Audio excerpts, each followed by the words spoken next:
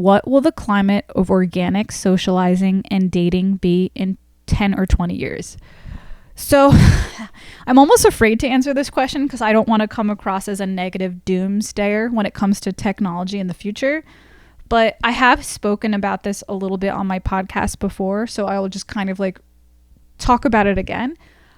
I'm not very hopeful about the dating life, the socializing dating life in the future.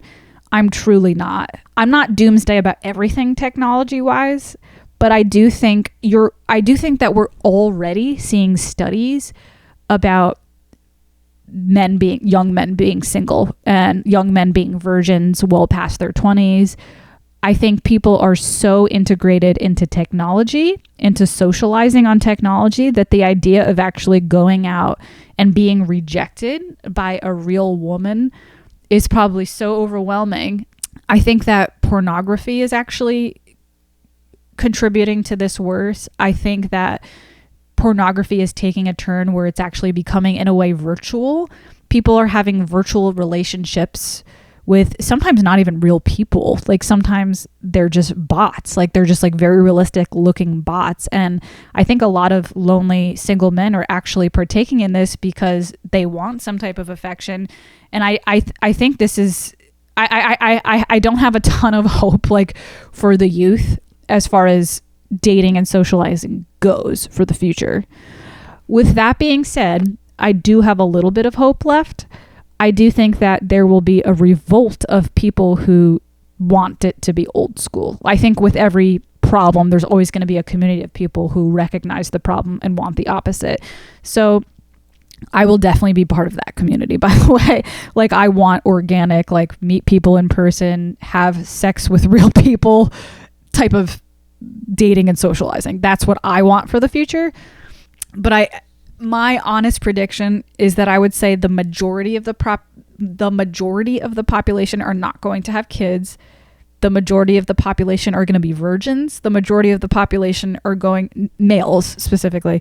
The majority of the population are going to have trouble socializing in person and are going to prefer to meet friends and romantic interest online.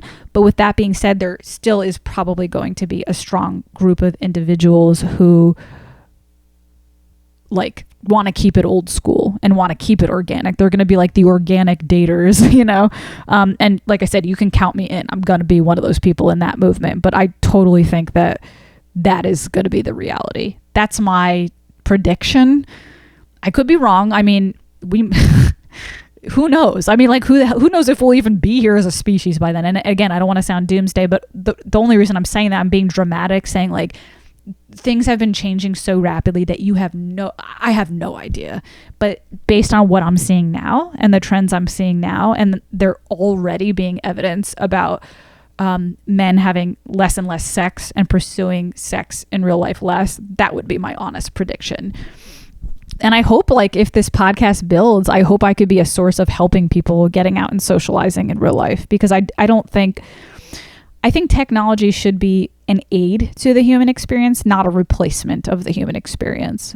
You know, like, I love Google. I love DoorDash. I love Google Maps. I like the fact that I don't have to think where to go. I can just hit a button. But the end goal should be for me to use that technology to go there and still be a part of an actual community of real people. You know, I really hope that there will still be a community of people who use technology as an aid and not a replacement.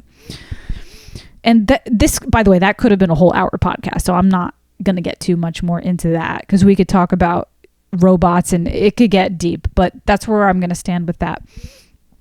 Okay, next question.